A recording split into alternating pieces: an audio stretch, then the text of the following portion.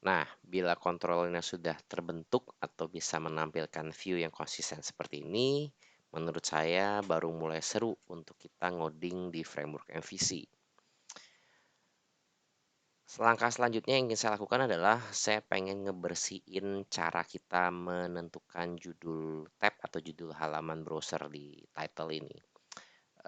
Menurut saya ini kurang bersih aja, kurang rapih, dan cara seperti ini pakai double curly braces menurut saya lebih elegan atau lebih cantik tampilannya.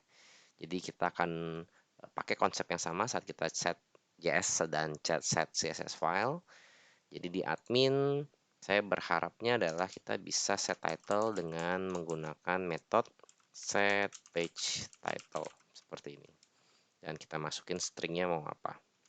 Contohnya di sini adalah halaman admin. Jadi di parent controllernya kita akan bangun satu metode baru, yaitu adalah set page title. Expectednya adalah string, argumennya dengan nama variabel yang sesuai dengan fungsinya, yaitu adalah page title. Simpel aja, kita akan set variabel, kita akan isi variabel page title dengan page title yang dikirim dari si pemanggilnya. Berarti kita akan bikin satu protected string page title. Lalu selayaknya JS sama CSS file, kita akan bikin get-nya juga. Kali ini public function get page title, return this page title. Sehingga di dalam router kita bisa buang sebenarnya merender variabel dari path dan variabel dari controller, dynamic variable untuk layout. Kita bisa fokuskan atau kita bisa eksklusifkan penggunaan variabel ini hanya untuk di konten aja. Di sini saja. Jadi ini saya buang. Tadi saya hanya mencontohkan saja. Dan kita bisa lakukan hal yang sama kalau controllernya sudah di set. Jadi buat ngerapiin juga menurut saya lebih konsisten kalau kita mulai semua dengan OB start dulu. Kita ambil dulu template mentah kita yang masih seperti ini ke dalam bentuk string. Lalu di sini saya sediakan CSS file, CSS link, JS link. Berarti saya sematkan juga page title. Dan kalau kontrolnya sudah di set, page title saya adalah this, dan karena fungsinya adalah ngambil string, tidak perlu di looping dan tidak perlu di render selayaknya JS dan CSS seperti ini, saya bisa langsung manggil controller dari sini aja, nggak perlu bikin function khusus di routernya. Dari controller saya bisa langsung manggil get page title-nya langsung. Jadi saya bisa lakukan hal yang sama juga untuk page title. Kali ini nge-replace curly braces page title underscore title, dan saya perlu bikin ini di dalam layout saya di bagian title seperti itu. Page title, layout, lalu layoutnya di replace lagi untuk CSS-nya dan di replace lagi untuk JS-nya, baru di return balik ke atas, baru nanti ngerender kontennya, data yang di dalam sini. Jadi mumpung kita lagi bersih-bersih, saya akan pindahkan juga render layout sampai generate CSS-nya di atas konten karena urutannya di mata saya memang seperti itu. Render layout dulu, di dalam render layout-nya generate JS file, generate CSS file, ini lebih di atas dibanding JS, baru render konten. Dan yang saya senang lakukan juga adalah karena ini adalah protected function yang dipanggil di dalam fungsinya si render layout, ini saya suka indent satu tab lagi ke dalam. Di mata saya ini make sense aja gitu. Ya tiap orang beda-beda ya cara kerapihan ngodingnya. Jadi sekilas walaupun ini ketutup semua, dengan kebiasaan saya tahu bahwa ini adalah sebuah metode, beberapa metode yang harusnya dipanggil di dalam metode ini karena ini ada di dalam, tabnya 2 kali. Dan ini semua harusnya lebih ke dalam lagi dari yang di atas ini. Jadi yang paling luar ini harusnya public, sedangkan di dalam mereka kerja sendiri di dalam, nggak diganggu-gugat sama function, nggak bisa dipanggil dari function dari luar. Oke, untuk default page title RC-nya kita bisa letakkan dua hal. Kita bisa letakkan di controller. Di sini seperti ini kita kasih default juga adalah RC. Tapi default value ini nggak akan dipanggil atau nggak akan diakses kalau tidak ada controller, contohnya kayak halaman home kita, karena dia tidak melewati fase ini. Jadi kita juga bisa letakkan defaultnya di sini, di RC di sini. Jadi bisa dua hal, atau yang di controller Anda ingin hilangkan juga boleh, tapi mesti hati-hati karena kalau ada controller atau ada halaman yang tidak ngeset ini, maka bila ini dijalankan tanpa default value, tanpa ngecek isetnya dulu, ini akan error, return null soalnya. Jadi dia nggak bisa return kalau belum diinisialisasi. Nah, tulisannya seperti itu. Jadi kita perlu kasih default value-nya juga di sini. Oke, kita coba tes. Kita F5, homepage-nya masih berjalan dengan baik. Kita masuk ke halaman admin. Undefined variable vars untuk admin controller halaman baris 19. Kita lihat admin controller kita. Untuk 19 varsnya udah nggak ada ya karena kita udah hapus. Jadi kita bikin vars baru aja. Misalkan variabel kita punya konten di dalamnya adalah misalkan welcome sentence. Jadi kita bikin welcome sentence variable dengan tulisan welcome to admin page. Seperti itu. Oke, ini ada array ya, jadi nggak perlu pakai titik koma. Kita coba tes lagi. Ya, ini yang adalah variable welcome sentence-nya. Ini adalah admin page yang saya tulis hardcode di dalam view-nya. Dan ini adalah halaman admin yang saya set juga di dalam controller. Sedangkan untuk halaman home dia pakai default, jadi balik ke RC, JS sama CSS sama sekali nggak ada yang di load. Nah, jadi begitu cara kerja controller kita sekarang. Kalau Anda masih ingat, kita hanya punya satu template default di sini. Makanya kita hardcode juga di dalam router bahwa render layout menggunakan file dengan nama default. Dia akan cari sendiri di halaman layout default.php. Tapi untuk preparation untuk nanti halaman-halaman kita yang lain, saya cukup yakin bahwa kita akan punya banyak template atau punya banyak layout. Jadi kita akan bikin ini jadi dynamic, cukup dinamik di dalam controller. Dengan hal yang sama adalah kita bisa set di layout seperti ini, set layout. Dalam konteks ini ya saya pengen menggunakan default. Sama kayak page title, kita akan bikin get-nya.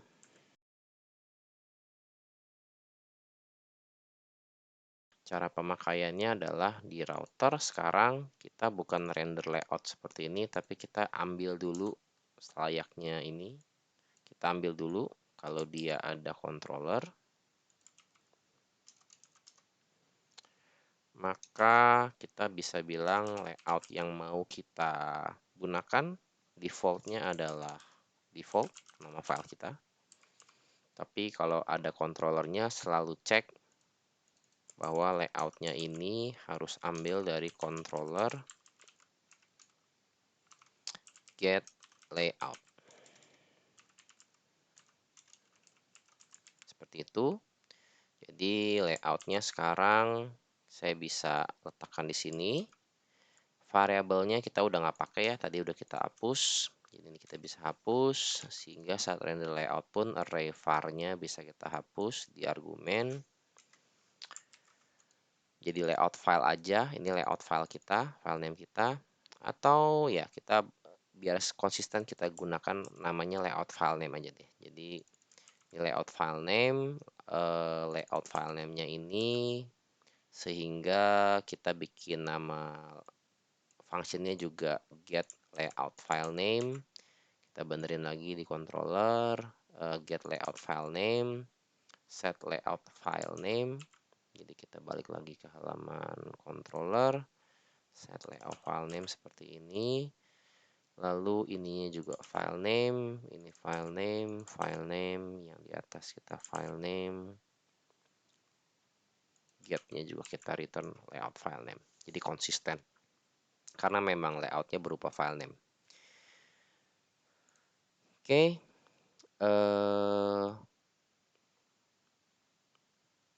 Kita coba tes hasilnya apakah ada yang error. Kalau di F5 di sini kita masih pakai layout yang sama. Kita masuk ke halaman admin. Nah, di sini error di baris router 56. Kita coba cek apa yang ketinggalan. 56 router. Di sini layout controller. Oh, oke. Layout file name adalah this. Salah tulis ya. Adalah this panah controller get layout name. Oke. Seperti itu. Ya, kita balik ke halaman home seperti ini. Oke, selanjutnya kita akan buat satu halaman baru, halaman login. Fungsinya adalah kita pengen buat halaman dashboard kantor. Jadi logikanya semua orang yang mengakses aplikasi web ini harus login dulu, bukan kayak semacam website company profile ya, di mana bisa open ke publik. Jadi semua harus login dulu sehingga indeks kita slash ini kita bisa asumsikan bahwa dia adalah halaman login. Ini adalah halaman login. Untuk halaman login ini saya biasanya punya controller tersendiri yang berhubungan dengan password, koneksi database dan kawan-kawan. Saya sebut ini adalah out controller dari kata authentication. Lalu karena halamannya login, jadi saya punya view yang nanti saya kasih nama adalah halamannya login. Jadi kita buat dulu aja di konten, kita buat satu file baru login.php. Oke. Lalu layoutnya pun saya biasa punya layout terpisah. Saya sebut nama layoutnya adalah authentication. Saya copy dari default dulu. Jadi yang tidak berhubungan kita tutup dulu biar simple tampilannya. Jadi kita harus punya controller baru. Saya copy dari admin controller aja. Saya sebut ini out controller. Oke. Punya satu metode. Tadi di depan kita tulis namanya adalah login. Layoutnya adalah out.php. Page title-nya adalah login page. Bisa seperti itu. JS sama CSS-nya kita abaikan dulu. Variable controller juga kita kosongkan, belum ada kepikiran dipakai buat apa. Sementara satu halaman dulu aja. Nah, gini dulu. Lalu kita coba cek lagi routernya out controller. Jadi kita tutup dulu admin controller sama default controllernya. Oke. Index halaman login ini kita sebut, kita tulis coba tes login page. Oke. Welcome to STC-nya. Dia masih coba ngambil konten kayaknya. Coba kita lihat lagi. Out controller kita ya, dia masih manggil file konten ya, kontennya admin. Kita ganti ke login. Oke, tes login page berhasil. Masih ada bootstrap class dan bootstrap JS-nya. Kita sekarang coba bikin layout. Oke, by all means, saya bukanlah orang yang pandai dalam menentukan atau mendesain layout, jadi please forgive me kalau saya penggunaan kelas-kelas bootstrap-nya jadul atau minim banget ya. Yang bisa saya lakukan adalah saya punya, karena dalam konten saya selalu buatnya adalah div yang paling luarnya saya masukin elemennya adalah main, jadi bukan div. Lalu saya kasih ID sesuai dengan halamannya, jadi login. Banyak yang bilang sih satu halaman hanya boleh punya satu main dan satu heading satu.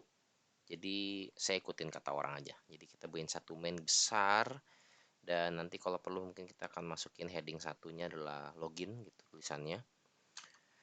eh Intinya saya pengen punya bentuk halaman loginnya itu terbagi jadi dua bagian, kiri dan kanan. Jadi saya punya dua div udah pasti, kiri dan kanan. Kita kasih ID dulu aja biar nggak kelupaan. Login left dan login right. Supaya ini bisa kiri kanan, saya biasa pakai karena bootstrap ya. Jadi kita masukin aja langsung row, kelasnya row. Jadi dua div ini akan dianggap sebagai kolom, dua kolom. Dan saya pengen ini membentang dari atas ke bawah, jadi saya manual masukin dulu height-nya adalah 100 view height. Lalu untuk kolomnya sendiri saya coba masukin, saya kasih warna dulu deh biar kelihatan. Ini misalkan kasih warna-warna birunya bootstrap, background primary, dan kita masukin kolom 2 misalkan. 2 kolom dari 12 ya, bootstrap ngebagi kolomnya 12. Yang di sini kalau di atas 2 berarti yang di bawah 10. Yang ini warnanya warna biru kontrasnya sama kuning, jadi pakai warning aja. Kita coba tes hasilnya seperti apa. Oke, kita punya dua kolom kiri kanan, tapi kita keluar scroll bar di sini. Sepertinya saya ada BR di bawah, break line. Kita coba inspect elemen dulu. Ya, di sini kita ada BR ya. Kita coba cek lagi. Di konten kita sih nggak ada, di layout juga nggak ada. Kemungkinan di index.php public kita. Ya, ini dia BR-nya. Kita hapus saja. Mungkin saya salah ketik atau lupa dihapus. Kita coba sekali lagi.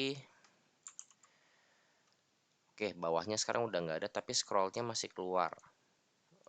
Ini biasanya ada gutter di row. Kita coba lihat CSS inspection kita. Oke ya, ini bisa lihatin ya, row kita kayak ada marginnya nih, kayak ada gutternya, ada warna yang biru muda dan biru tua. Ini juga ada warna hijau sama warna merah bata ini. Kalau kita lihat, kita coba scroll lagi, row dia ada paddingnya. Tapi kalau ini kita nonaktifkan juga kayaknya nggak ada perubahan layout. Box sizing, nah ini BS bootstrap gutter X-nya kita mau matikan untuk hanya untuk di ini aja, karena mungkin kita untuk halaman-halaman selanjutnya kita butuh. Jadi kita jangan nulis ulang bootstrap gutter X-nya berapa, karena mungkin di halaman lain kita perlu. Misalkan kalau kita pakai kontainer gitu.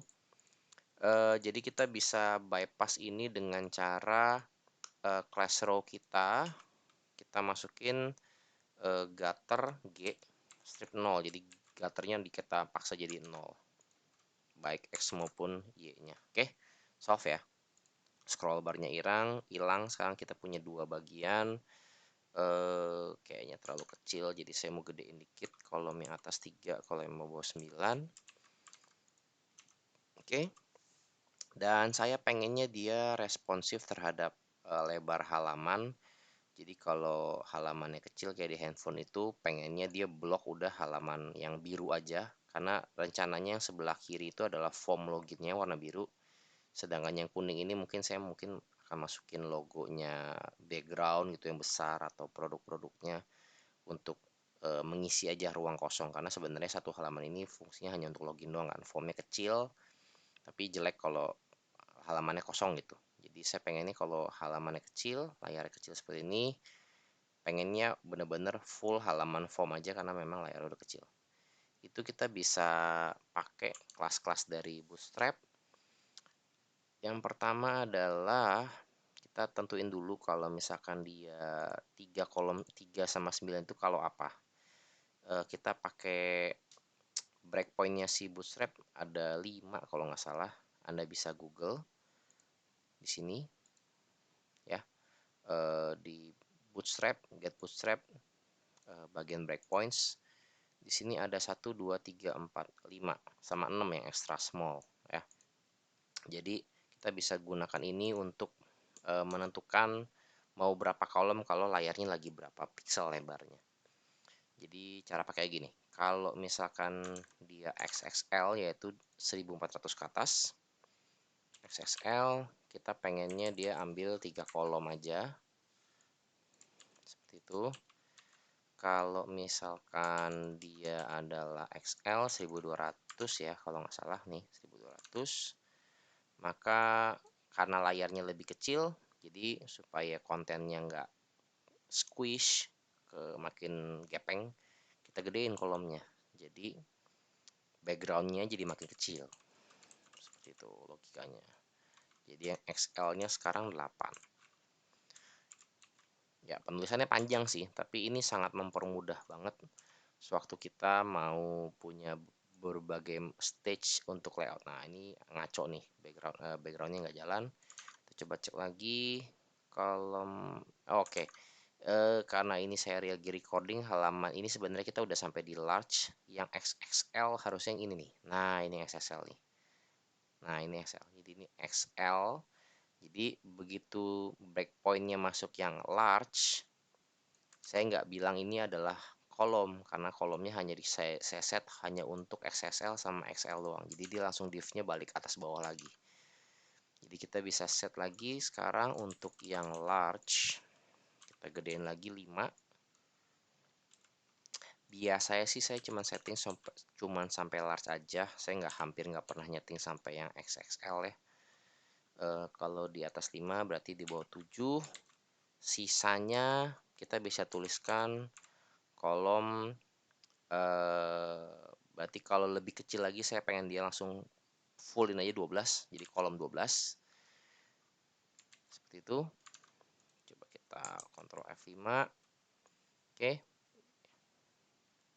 ini yang extra large, ini yang large, sorry, ini XXL, ini XL, ini large. Sisanya adalah full sampai 12, tapi saya pengennya halaman kuningnya hilang. Jadi di sini saya bisa bilang dia di none kalau di bawah large. Berarti kalau di atas large dia displaynya block. Berarti saya bisa tulis display kalau large ke atas dia adalah block. Sisanya display none. Ya, jadi ini block. Kalau ini large dan seterusnya makin kecil dia large semua. Dia masuk ke XL, dia langsung split screen kiri kanan. Ini 5:7. Ini kita masuk yang XL di sini 4:8, dan ini yang XXL yang 1400 pixel. Kita akan coba mulai desain layout form login kita. Kita mulai dengan mematikan dulu ya warna birunya, agak sakit di mata. Kita mulai dengan di atas biasanya ada logo, jadi kita akan buat div dengan nama logo. Di dalamnya kita buat ada image dan sebuah teks, judul aplikasinya atau nama perusahaannya. Supaya bisa kiri kanan kita masukkan dia ke kelas deflex. Terus kita kasih padding ke bawah, padding top mungkin 5 cukup. Kita lihat hasilnya. Oke, RC kita masukkan juga di sini margin 5 atas kiri kanan atas bawah. Oke, kita pakai padding aja kalau gitu. Oke. Tulisannya saya pengen agak besar, jadi kita masukin ke kelas H2 di sini, atau bisa pakai H2 langsung. Lalu di bawahnya baru ada formnya, kita kasih margin lagi supaya agak jauh, agak legaan. Ada inputan dengan nama username,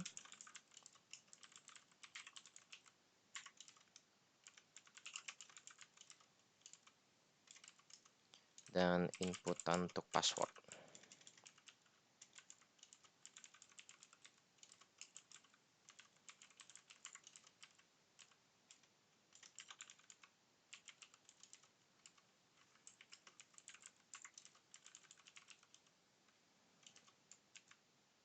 Oke, kita lihat dulu hasilnya. Oke, ini saya belum bikin dia atas bawah sebenarnya ya. Jadi ini masih kiri kanan, karena bentuknya cuma inputan doang. Jadi supaya atas bawah kita masukin dia ke div.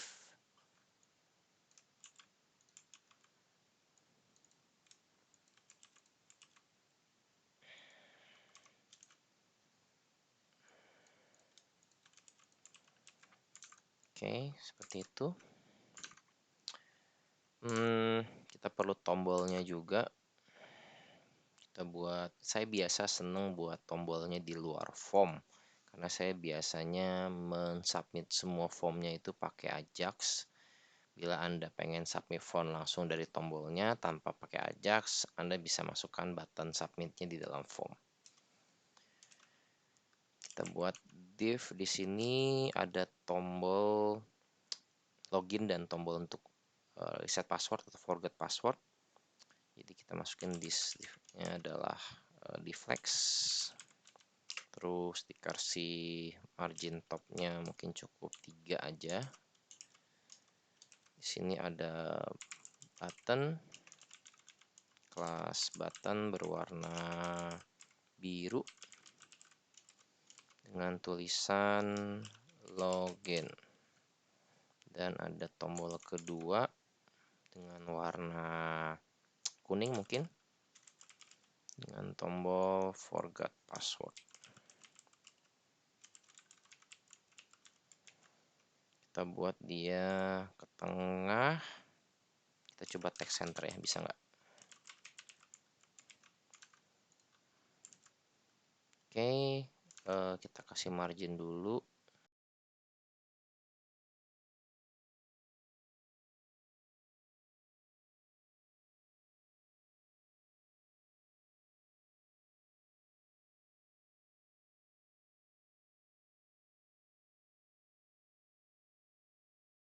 Dan warnanya mungkin kita kasih warna biru, text primary. Oke, sementara gini dulu, supaya bisa login otomatis kita perlu cek apakah username dan passwordnya benar. Jadi menurut saya ini waktu yang tepat untuk kita sekarang masuk ke database. Pastikan engine database Anda menyala. Di XMPP kalau warna hijau berarti ini sudah nyala. Jadi kita bisa masuk ke localhost kita. Dan kita masuk ke phpMyAdmin. Langkah pertama, rekomendasi saya adalah kita buat user baru. Kita nggak akan pakai root, kita nggak akan utak-utik yang bawaan dari phpMyAdmin. Kita buat baru, saya biasa kasih namanya SA superadmin. Hostname-nya adalah localhost, dan passwordnya adalah password biasa aja yang gampang. Lalu untuk privilege, check all sebagai superadmin, jelas ya. Jadi kita are the same, ada kesalahan tulisan. Oke, kita punya localhost di sini. Sekarang kita pakai IDE di luar phpMyAdmin yang menurut saya lebih mudah untuk digunakan. Itu adalah dbforge for MySQL. Kita pakai yang Express aja supaya free.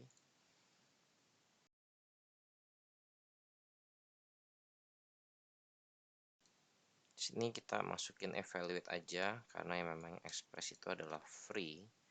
Langkah pertama kita coba connect pakai username baru kita. Ya, jadi kita buat new connection. Tadi hostnya adalah localhost. Username-nya SA dan passwordnya tadi adalah ini. Kita coba tes. Oke, nyala. Koneksi localhost SA. Kita akan buat dua username sebenarnya. Satu adalah SA untuk kita debugging sama untuk kita ngebuat database, tabel, dan kawan-kawan. Satu lagi adalah username yang kita akan masukin di dalam PHP-nya. Yang menurut saya lebih secure yaitu adalah username yang hanya bisa execute store procedure. Jadi kalaupun aplikasi kita kehack, maka orang yang menghack itu nggak tahu username password untuk super admin. Jadi kita buat yang SA dulu, kita login. Kita belum bikin database di sini yang baru. Jadi kita coba connect aja, nggak ada defaultnya ya karena kita belum buat. Kita buat new database. Di sini saya kasih nama database-nya adalah RC. Oke, kita save, kita refresh. Oke, di RC ini kita akan buat beberapa tabel. Yang paling pertama jelas adalah tabel untuk login. Jadi data user, tapi kita akan menggunakan prefix fact atau fakta karena data ini berisikan informasi yang sifatnya adalah data fakta. Jadi bisa diceritakan atau ada value atau ada nilainya dari data ini. Nanti kita akan bermain juga dengan data dimensi namanya, yang sifatnya hanya sebagai kamus atau dictionary. ID integer, auto increment yes, not null yes. Ini primary key ya, auto increment. Lalu di sini ada untuk login jelas ada username. Username karena name-nya bisa kapital, bisa huruf kecil sama aja buat saya. Dia nggak boleh null. Untuk ada password yang kita simpan adalah password yang sifatnya hash. Jadi ini juga not null. Lalu untuk bisa kasih penanda ke dalam sistem bahwa user ini aktif atau tidak, kita bisa kasih kolom is enable, sifatnya hanyalah boolean, jadi tiny int 1, not null juga, defaultnya adalah 1. Jadi kalau baru create username jelas aktif. Apa gunanya kita akan create username kalau nggak aktif. Jadi semua data is enable-nya harusnya defaultnya adalah true atau 1. Lalu untuk dokumentasi kita bisa simpan juga created kapan, date, time. Default value-nya adalah current timestamp.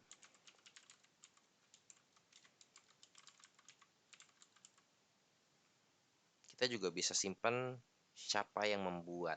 Jadi created by user ID karena nanti kita punya data orang lain yang di luar user, jadi kita nggak bingung mana yang user atau mana yang bukan. Jadi created by user ID ini adalah integer. Kita juga bisa simpan apakah dia diedit atau tidak. Edited, date, time, kapan. Yang ini jelas nggak ada defaultnya karena kalau nggak diedit ya berarti nggak ada nilainya, berarti belum pernah sama sekali diedit. Diedit oleh siapa? By user ID. Created udah otomatis nggak boleh null ya, jadi not nullnya kita centang sampai created aja. Oke, ini kita save.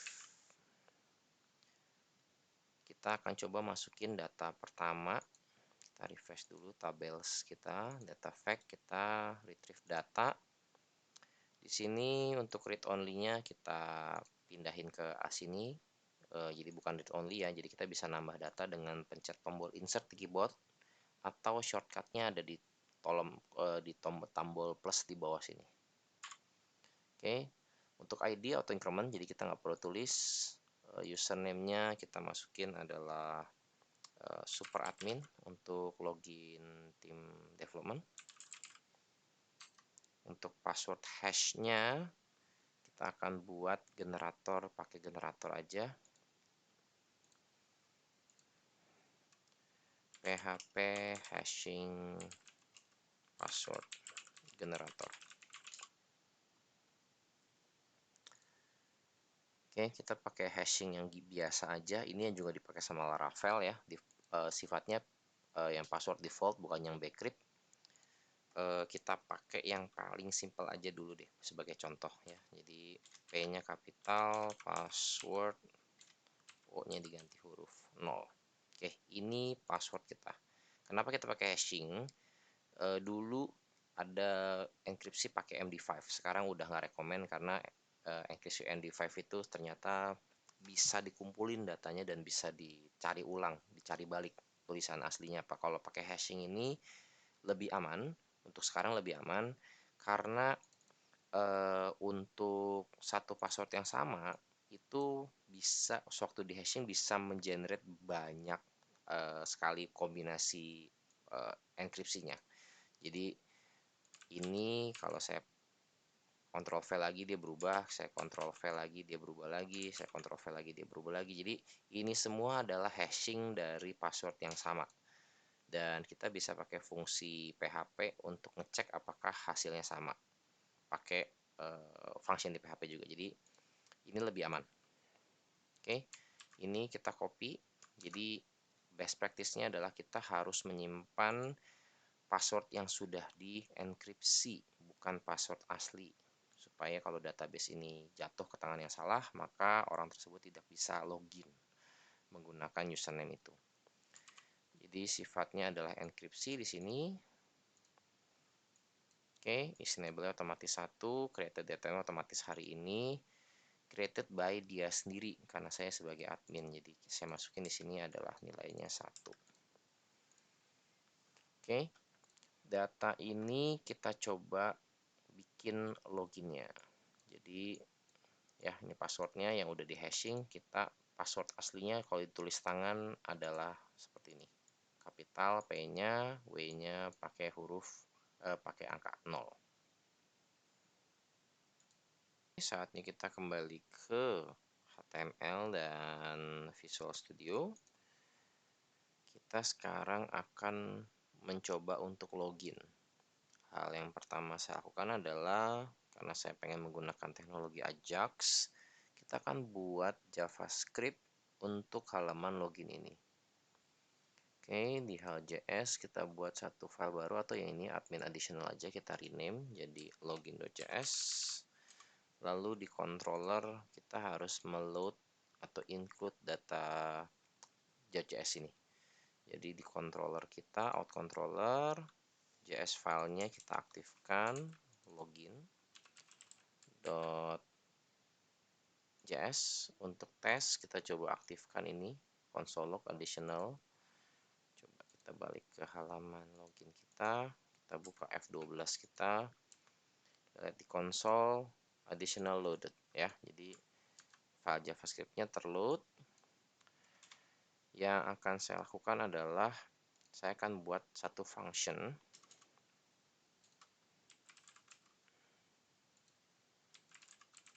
dengan nama functionnya adalah login ya, jelas untuk login. Jadi kita buat function login.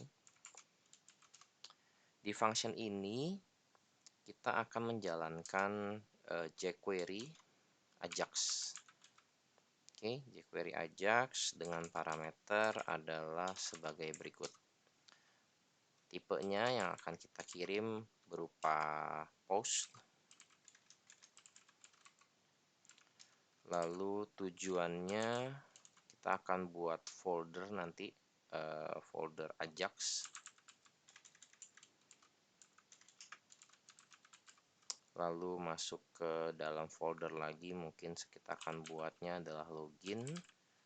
Dan di dalam folder login ini, atau out ya lebih tepatnya karena kita ada di halaman out, login.php untuk memproses form kita dan mengkoneksikan ke database dan memvalidasi apakah passwordnya cocok atau tidak. Lalu kita ada data yang kita kirim. Jadi datanya kita ambil dari form, berarti form kita harus kita kasih nama dulu, login. Nah, karena ini takut bentrok dengan ini, jadi ini saya beri nama form login. Seperti itu. Oke, jadi datanya adalah ngambil dari form login, kita serialize. Apa sih serialize itu? Serialize adalah mengenkripsi atau dari semua inputan yang ada dalam form itu, semua akan dijadikan sebagai string panjang dengan nama input name ini dan input value yang kita diketik sama user akan dikirimkan dalam satu string yang panjang untuk dikirimkan ke dalam Ajax ini ke alamat login.php dengan metode post. Kurang lebih seperti itu. Nanti kita coba praktekkan satu-satu stepnya. Lalu untuk output dari proses ini saya bisa expect menggunakan JSON. Dan untuk asinkronusnya kita masukkan adalah true, jadi dia asinkronus. Terus untuk suksesnya, kalau dia sukses jadi berjalan dengan lancar, itu jalankan sebuah function tanpa nama dengan membawa data dari output dari login.php ini. Datanya kita masukkan, mungkin namanya adalah result, dan kita melakukan sesuatu di sini. Lalu di Ajax ini pun kalau misalkan dia gagal, kita bisa kasih fungsi tambahan. Jadi kalau ada banyak sebenarnya, dan ada fail sama ada always. Jadi yang done itu kita bikin function kosong dulu, kita belum tahu mau kasih apa di sini.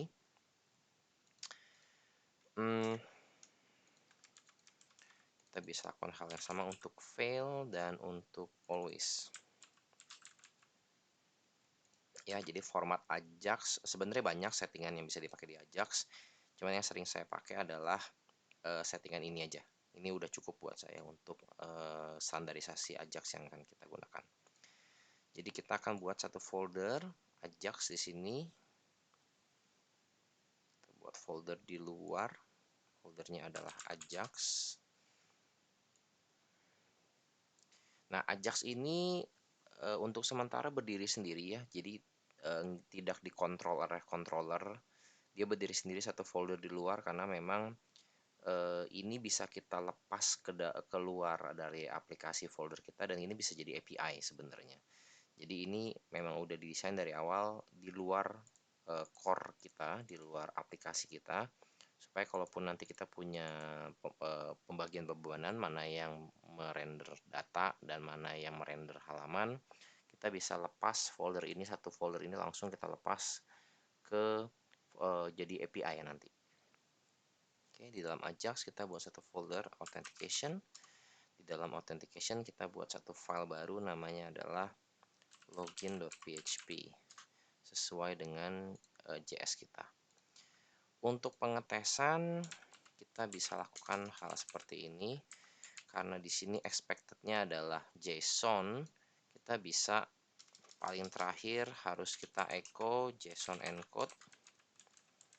Apapun itulah, kita masukin data asal dulu aja. Misalkan kita buat variabel result di sini pakai nama variabel yang sama supaya make sense. Kita namakan result juga di JavaScript.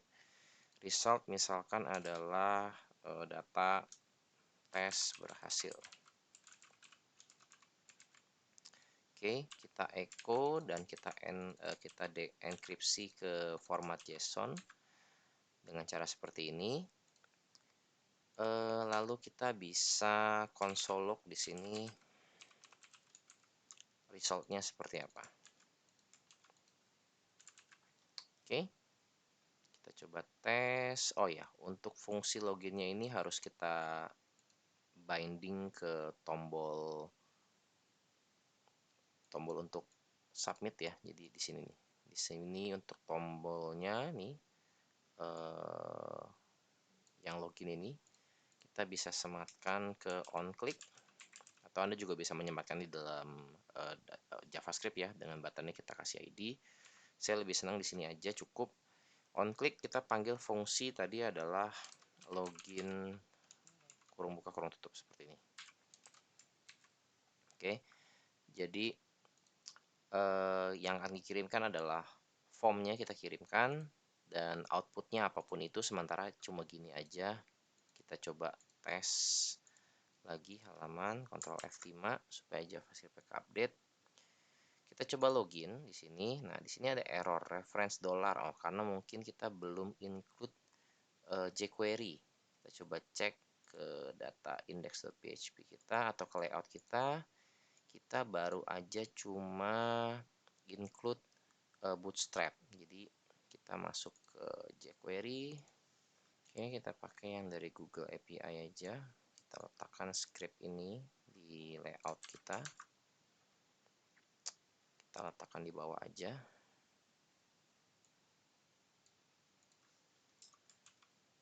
Oke, kita coba tes sekali lagi. Login, tes berhasil ya. Jadi yang terjadi adalah kalau kita masuk ke bagian network di F12 browser kita, dan kita masuk ke yang XHR aja. Di sini kalau kita refresh lagi, ini adalah kita bisa memantau semua proses pengiriman data. Salah satunya adalah Ajax pakai XHR ini. Kalau kita login, kita klik, maka kita bisa lihat di sini dia melakukan proses metode post ke login.php. Kalau kita tunggu bentar, ini ada linknya rc ajax out login.php, file kita memang ada di situ. Dan kalau ini kita klik, kita bisa lihat di sini data yang kita kirim itu adalah username dan password, dan username-nya n-nya kapital sesuai dengan browser settingan di view kita di sini. Input dia ngambil dari input name ya, username n-nya kapital, passwordnya huruf kecil semua, dia sama persis seperti itu. Username SA, passwordnya adalah password. Jadi ini adalah request adalah data yang kita kirim ke Ajax menggunakan Ajax, dan respon adalah hasil output dari PHP Ajax kita. Di sini sifatnya cuman JSON encode, tes berhasil. Oke, jadi datanya bisa kita ambil karena dari PHP bilang ini kita enkripsi pakai JSON encode. Di JavaScript juga bilang bahwa data type-nya adalah JSON, maka result ini bisa masuk dan bisa dikenali oleh si JavaScript. Kalau kita bikin dia array juga bisa sebenarnya. Misalkan array tes berhasil dan tes 2 seperti itu. Jadi di JSON encode, maka outputnya pun akan berupa seperti ini. Yang pertama adalah tes berhasil, yang kedua adalah tes 2. Nah, di konsol karena kita me-echo atau me-console log seperti ini, maka dia outputnya bentuknya array. Oke, lengthnya ada 2. Nah, kalau array biasanya saya senangnya konsol, bukan console log, tapi console table, lebih kelihatan, lebih enak melihatnya. Kita F5, kita coba login, nah bentuknya begini. Jadi ada indeksnya, ada value-nya. Agar kita bisa mengambil username dan password yang dikirimkan oleh Ajax ke dalam login.php ini, kita perlu tampung dulu ke dalam variabel PHP, karena yang kita kirim adalah variabel HTML atau variabel di JavaScript paling enggak ya, karena kita serialize. Jadi kita buat dulu tempatnya. Biasa saya selalu pakai nama yang sama biar nggak bingung. Jadi kita buat $ username dan $password. Username karena tadi JavaScript-nya Ajax yang menggunakan adalah post, maka username ini adalah $_post pakai variabel PHP seperti ini, dan kita masukin nama input name-nya, bukan ID ya, nama. Jadi input name bukan input ID, yaitu adalah username. Dia case sensitif, jadi perhatikan jangan sampai kapital ditulis huruf kecil dan sebaliknya. Sedangkan passwordnya seperti layaknya yang kita tulis di depan, hanya password biasa aja. Nah, ini kalau kita lempar balik ke dalam result, Ini masuk nih, kita sudah ambil data ini karena metodenya adalah post. Ya, ada SA sama ada password. P-nya kapitalnya gede dan O-nya diganti diganti angka 0. Apa yang akan kita lakukan di sini? Kita akan coba tes dia koneksi ke database dan dicocokkan passwordnya bener nggak sama. Ya, jadi kita perlu koneksi ke database dulu dan kita perlu juga untuk ngecek enkripsinya. Untuk database sebenarnya kita punya PDO, kelas dari PHP yang kita bisa pakai. Jadi kita buat satu objek baru, PDO. PDO adalah koneksi database-nya ya. PDO itu adalah new PDO. Harusnya gini aja sih, karena dia adalah kelas global dari PHP. Dia butuh beberapa parameter di dalamnya. Yang pertama adalah disebutnya adalah DSN. Yang kedua adalah hostnya atau server kita ada di mana, alamatnya. Lalu ada ada username dulu, ada user dan ada password. Untuk servernya di mana dan database-nya apa itu semua udah include di dalam DSN-nya. Oke, kita gabung. Jadi kita jangan sampai ketukar sama ini ya. Ini jadi kita kasih nama aja yang baru, login username dan login password. Sedangkan yang kita mau buat adalah kita mau proses ini adalah passwordnya si database. Jadi yang kita tahu di sini adalah untuk username kita sementara kita pakai SA dulu. Dan untuk password database-nya pun sama kayak password yang barusan kita ketik. P-nya kapital, O-nya diganti angka 0. Itu kita udah tahu dan kita akan masukin DSN-nya dulu. Kalau kita Google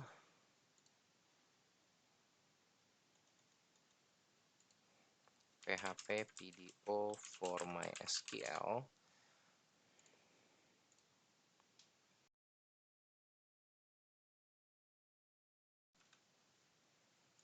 nah seperti ini. MySQL ada hostname-nya, ada nama database-nya, ada username dan ada password. Jadi itu yang akan kita coba tes. Jadi DSN kita harus seperti ini kurang lebih tulisannya. Kita copy dulu aja.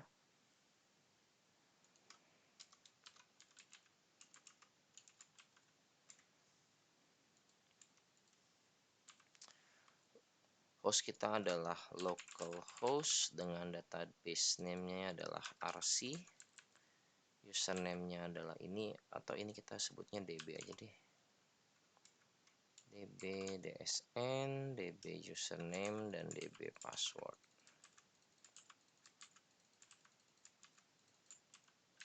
Oke, kita kembalikan ini ke awal. Oke, kita coba tes dulu. Ini ada yang error apa tidak?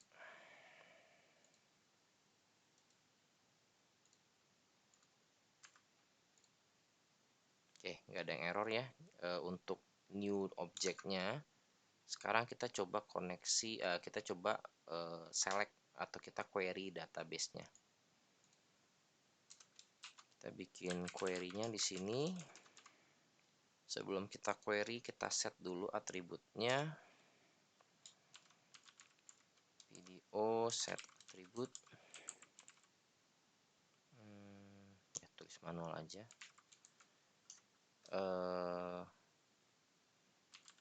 PDO attr error mode dan PDO error mode exception.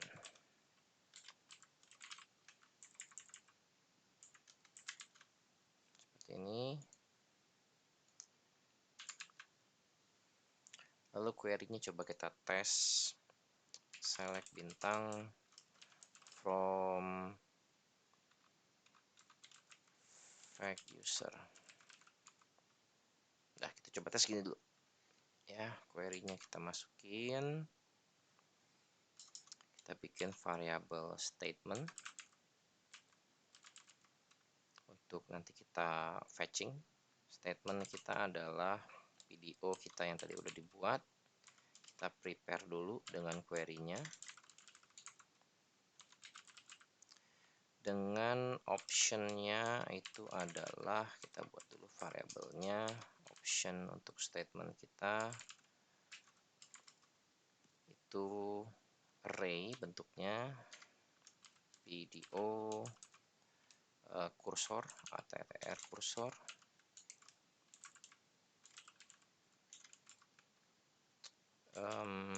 nilainya itu adalah scroll. Jadi video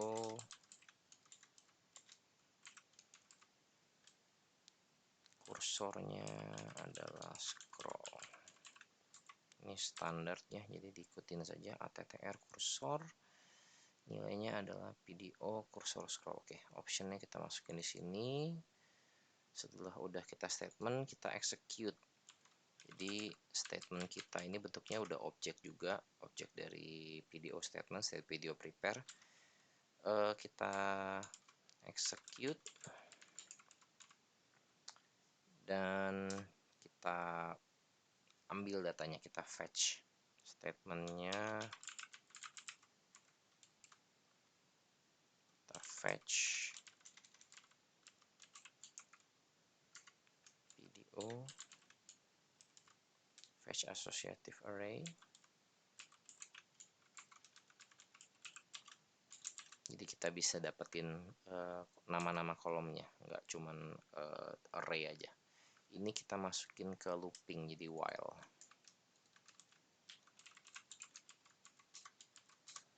Oke, kita bisa dapetin data row-nya di sini. Row adalah statement fetch. Oke, kita coba masukin result kita di sini. Result kita bikin jadi array berarti ya. Result adalah row. Sebelumnya berarti resultnya harus kita masukkan sebagai, definisikan sebagai array. Ini kita hapus. Kita coba teks query kita ini.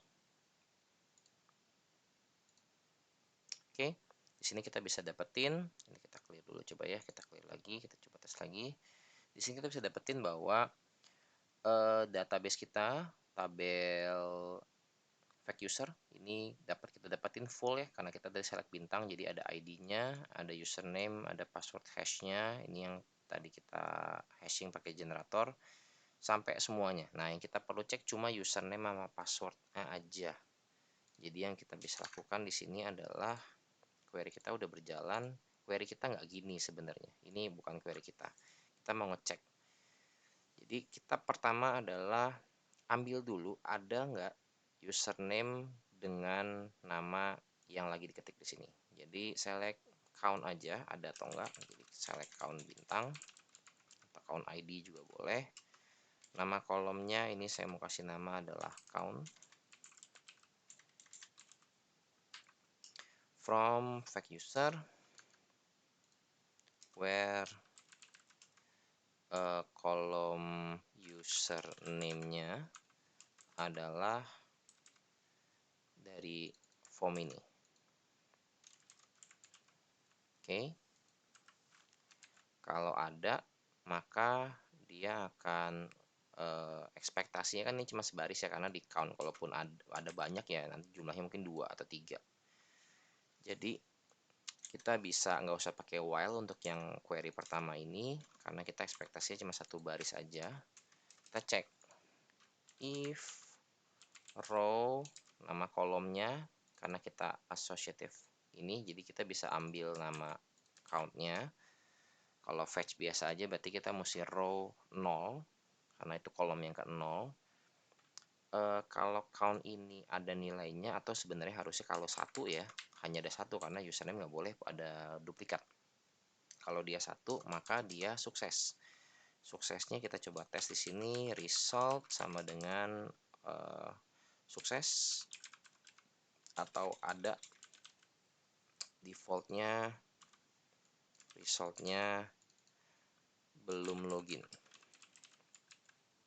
Oke, jadi kita coba tes login di sini. Oke, dia masuknya ke belum login. Oh, sorry, bukan DB username yang kita mau akses ya. Ini DB user juga harusnya, bukan DB user. Ini username ini yang kita mau cek, bukan si database SA ini. Ya, kita mau cek yang ini, username ini. Oke, kita coba cek ada atau enggak. Masih belum login juga. Kita coba tes manual dari DB Forge-nya. Kita new query aja. Sorry, new SQL. Select bintang. Oke, yang isinya adalah dikirimin dari depan adalah SA. Nggak ada. Kenapa? Karena nama kita bukan SA tapi super admin ya. Jadi ini harusnya baru berhasil ada. Nah ya, jadi kalau kita masukin SA dia nggak ada.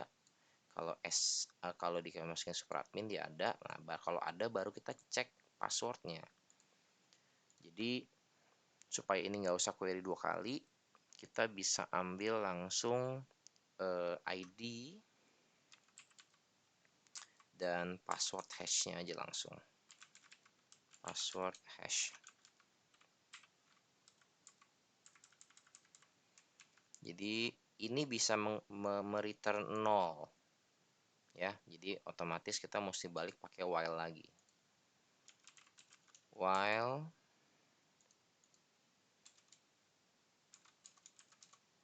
oke. Kita bisa bikin variabel login di sini. Variabel is login, defaultnya adalah 0, belum login. Kalau dia masuk ke sini berarti is loginnya adalah 1 dan result kita adalah kombinasi atau kumpulan dari statement-statement di atas. Jadi kita bisa bilang is login, ngambil dari data ini salah satunya. Kalau ini berjalan, maka kita akan membandingkan password yang ditulis sama user di depan, kita enkripsi, ya bukan kita sih, PHP yang akan coba enkripsi dan dicocokkan dengan password hash ini. Caranya adalah pakai fungsi password verify. Jadi kita bikin lagi variabel baru namanya, kita pakai is login aja nggak apa-apa. Pakai is login, jadi ini hanya untuk tes aja, kita abaikan dulu di sini. Kita pakai if sekarang. If password verify, apa yang mau kita verify? Yang mau kita verify adalah password yang kita simpan di database, password hash. Itu adalah row kolom password hash dari database. Kita mau memverify ini dengan data yang password yang udah di hashing. Nah, caranya seperti ini ya. Kalau ternyata ini mereturn 1 atau true, maka berarti passwordnya cocok. Kita bisa bilang kalau if ini true, maka is loginnya adalah 1.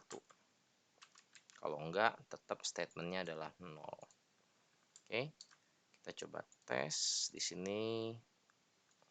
Kalau passwordnya kosong, dia is loginnya 0. Tapi kalau kita masukin passwordnya P kapital, maka dia is loginnya 1. Maka dengan logika seperti ini kita sudah bisa menjalankan, kita udah bikin koneksi database-nya, kita udah bisa pakai kurang lebih Ajax form-nya, dan kita bisa validasi login apakah passwordnya benar atau tidak.